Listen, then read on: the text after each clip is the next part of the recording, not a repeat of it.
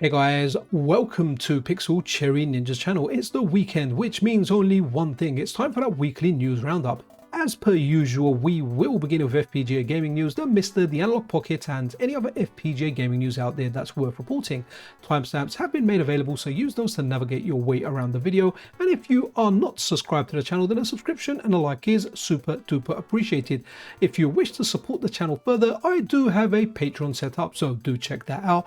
Don't forget the sponsor of the weekly news show, a project called Zapparoo, or as I like to call it, Zapparoo in that Scooby-Doo voice. This is a project that lets you do so much with NFC, launch games, launch movies, launch apps, launch whatever you want to do. There are lots and lots of different solutions that this project offers, and yeah, absolutely awesome. Make sure you check that out. And finally guys, before we pack it up and pack it in and we begin, check out London's best arcade, Free Play City, or take me down to the Free Play City where there is no grass and the arcade cabs are pretty. Anyway, let's go. We got ourselves a JT Friday last night, and what's really cool about this is we got two games, and these two games actually complete the SEGA System 18. That means every single game that is supported on that system, all the ones that were commonly available, and even one that was lost in time, a prototype that was never complete, are now available to play on the JT-S18, the SEGA System 18 core. But what's really cool is once all the games are made available, it means that this core that's been in beta for quite a long time will be getting a public release soon. Now, I know there are some issues with this core, in particular one for sound balancing. So hopefully once the sound gets improved and gets better or more accurate balancing, this will get a public release. There are some visual bugs as well, and the other game we're going to have a look at, so this one here is called DD Crew. The other game we'll look at after this little segment, you can clearly see a visual bug there. I tried getting rid of it, but I couldn't get rid of it. Some people said it comes and goes for them. For me, it just came. So to talk a little bit about this game, this is DD Crew. I really like, look at that. You're fighting at a fun fair. You got a castle in the background, the roller coaster, and you've even got a lady selling popcorn at a certain part of the stage.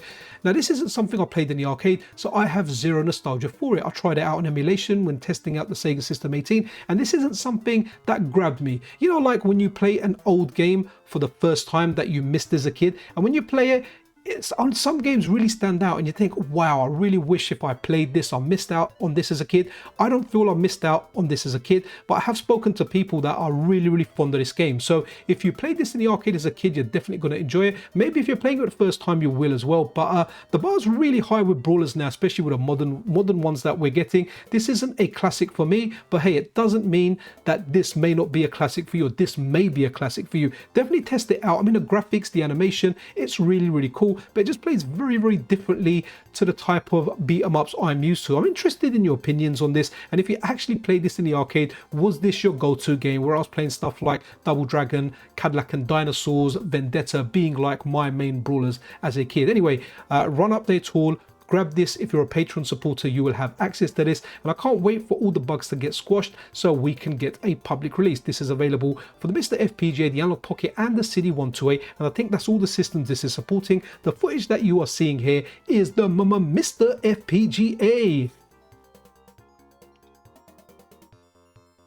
The next game as part of the SEGA System 18 beta is this one here. It's called Hammer Away. It's hammer time. Can't touch this. Okay, maybe you can touch it if you plug in a controller. So as you can see, there's a visual issue here. That black line running up and down the screen is not normal. So that's definitely an issue there. Now, I did pop over to Hateigo's Discord, and members there were saying that when they did a power cycle or when they restarted the core, that line was gone and it was working okay. But then when they would turn it off and on again, it would come back. Their results were random. Now, I tried everything. I tried relaunching the core.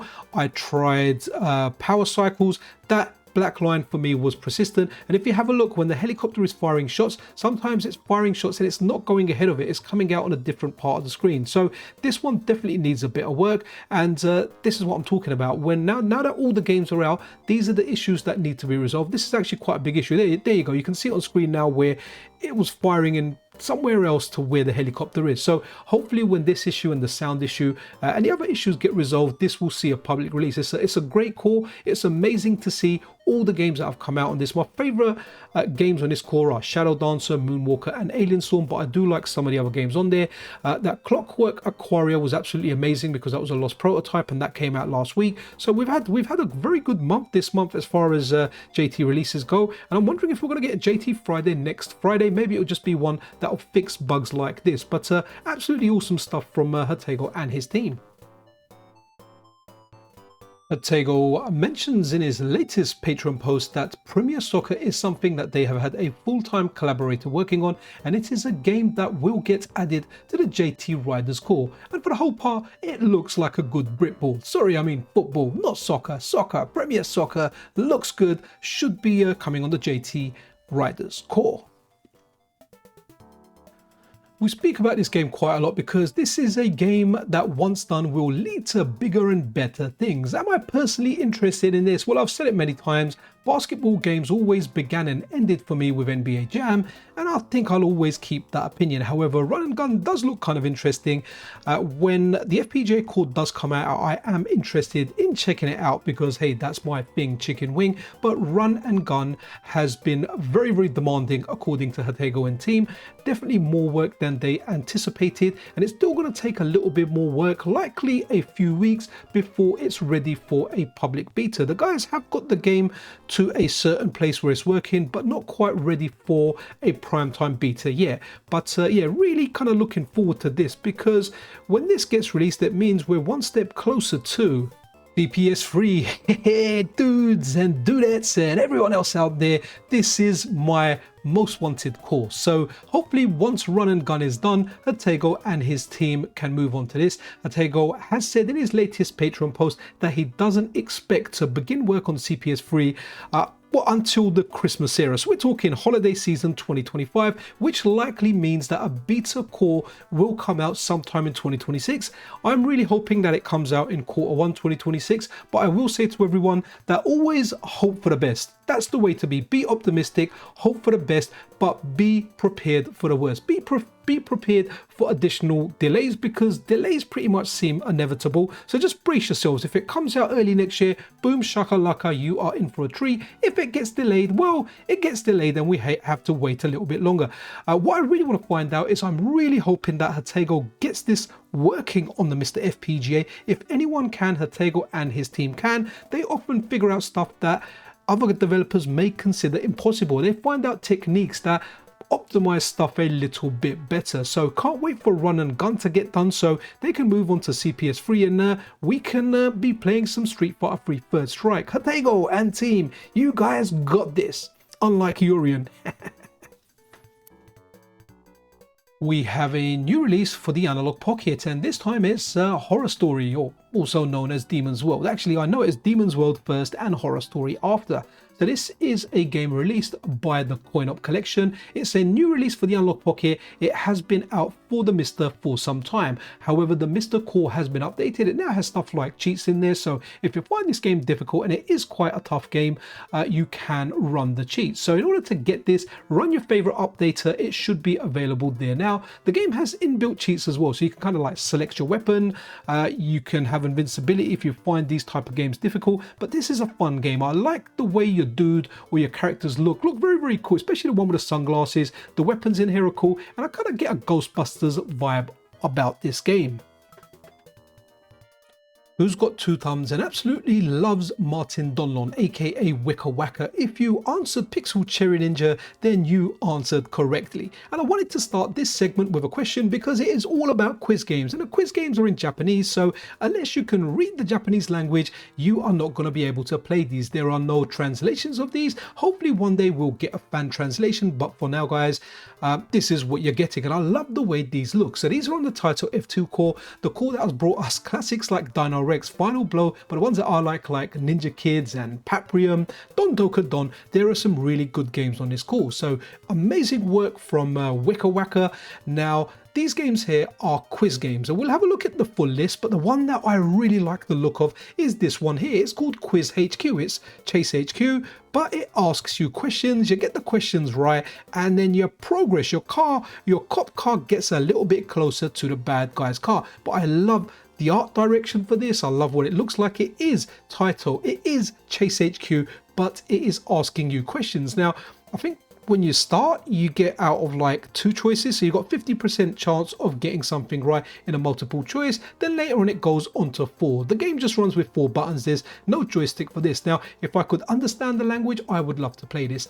I don't understand the language, so I can't play this, but I am fascinated by this. As well as that, there's games on this that have cameos from other TAITO games, so stuff like New Zealand Story, Operation Wolf, Space Invaders, just to name a few. Honestly, it just looks fantastic. And I said it in a dedicated video, the one that you're seeing here, that in school they kind of taught us French and Spanish. I picked Spanish because all the girls were there, but yeah, I wish if they taught us Japanese, because that actually would have been handy. Not saying French and Spanish isn't, but for me personally, Japanese would have been a great choice. And there you go, I'm just pressing random buttons there, but you can grab these via up there too. You don't need to do anything to get those, just run the updater.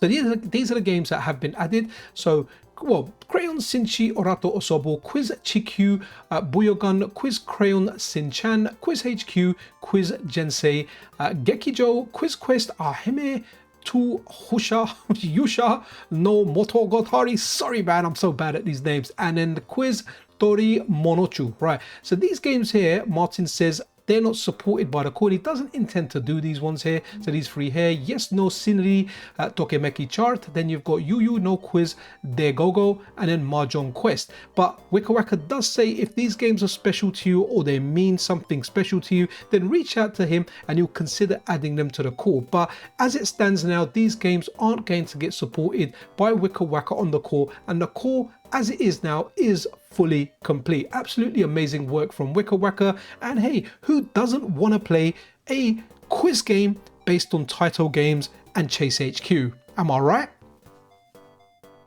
Checking out the MiSTer FPGA forum, we can see that the Epsilon has updated their downloader. Let's check it out. I'm running the downloader here now, and the note save version 2.2.1 released, added support for custom HTTP proxy.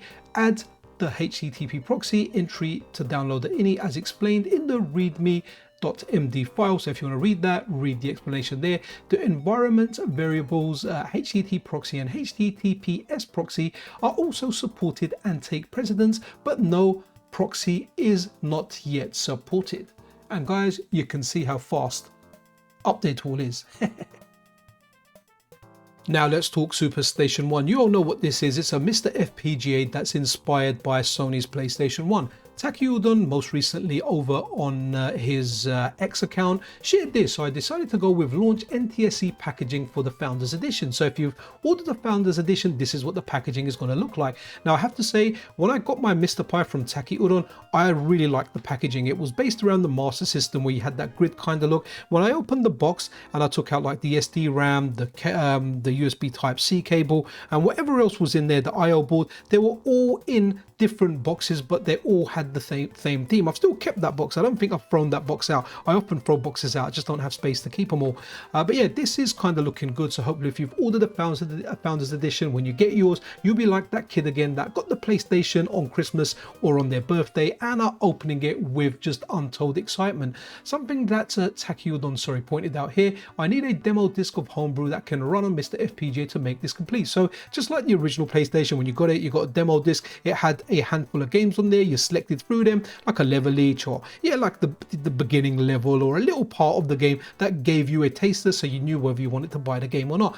Unfortunately, on the PlayStation scene, there's not as much homebrew as, say, the Dreamcast, the Nintendo 64, the SNES, the NES, the Mega Drive. So I don't know how many titles are going to be out there, but Taki has put the word out there. If you're a PlayStation homebrew developer and you want your game demoed on the SuperStation1 demo disc that's bundled with this console, then maybe reach out to Taki. Hopefully this won't cause more delays, so it won't extend the timeline, because I know people are waiting for their Founders Edition, which are due to go out this month, because hey, I'm filming this on November the 1st.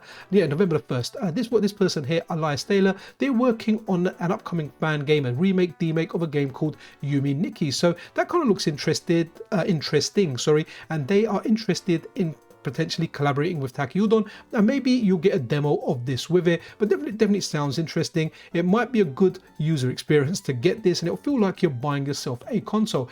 And finally, I wanted to have a look at this. So Takayudan posted this over on his X account. We ended up improving this further. Today we finished validating SuperStation1 version 1.2. After 2 weeks of testing, I am confident in saying we have the best analog gaming platform. Okay, so where he says it's the best, I kind of tend to agree because of this sentence over here.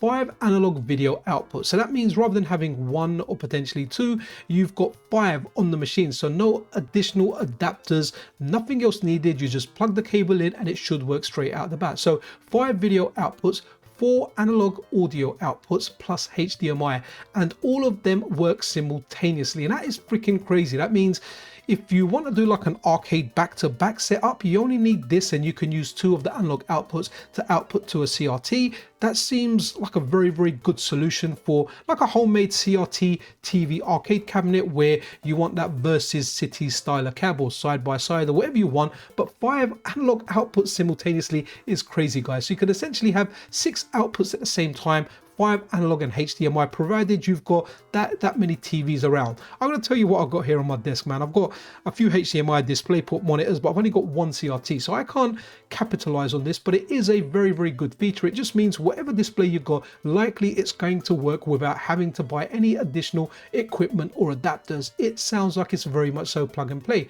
So Takayudan's got a little validation sheet that is attached here. I'm not going to go through that, but it is available to have a look at on Taki's X account. But yeah, SuperStation1 looking good. I do like the packaging. I like the effort that's gone in here to make it seem like you are buying a modern PlayStation 1 spin-off, and the text is exactly the same, the font that's used, it looks like PlayStation. My mind is reading PlayStation because of what's that thing called where you read with association without actually looking at the words. Anyway, it should be coming out this month. I hope all you guys that have ordered the Founders Edition get it. When you do, make sure you give me a little shout on X, either on my channel or anywhere else, just to say you got it and let me know what you think of it. Hopefully I'll have mine by then as well. One of my favorite channels on YouTube is this one here. What's Ken making and what has he been making? And look how good that bloody sticker looks. Ken just does it each and every time. So this video here, the DEC Mini MiSTer edition, where they have made an all-in-one MiSTer based on the DEC Mini. I don't really know much about this computer, but what I do know is whenever I watch Ken's videos, I am extremely impressed with his work, his mods, his modifications, his projects, what he can take and what he can turn it into. I mean, this is the guy that initially made a handheld MiSTer FPGA console using a what was it, the QM Tech MiSTer. So wicked. Make sure you check out Ken's channel, check out this video, subscribe to his channel. This guy and the work he does is sheer awesomeness. We have a new item over on Heber that's compatible with the MiSTer Multisystem and the MiSTer Multisystem 2, as well as that any MiSTer really that has a SNAC port. So new SNAC cartridge in the shop. DE1 is a single port DE9 style connector for Multisystem, Multisystem 2 and MiSTer stack setups with a user SNAC port. You can connect various Atari, Commodore, SEGA style joysticks, joypads and mice to various cores in MiSTer. And let's make these pictures a little bit bigger. So here you can see it, Master System controller there, connected into the MiSTer Multisystem 2, the MiSTer Multisystem 1 here, and that's what the adapter looks like. So if you want something like this, you can head over to Heber's store and maybe grab yourself one of these.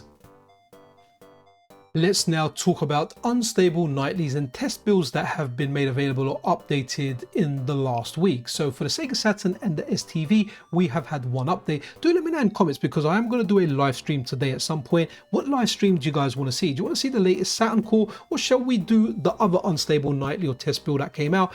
And the Super Nintendo, the SNES, has received 3 times unstable nightly updates this week in the last 7 days. So guys, do let me know what stream you want to see. Shall I do an Analog Pocket one? Shall I do a MiSTer one? What core in particular should I do? Anyway, yeah, let's move on.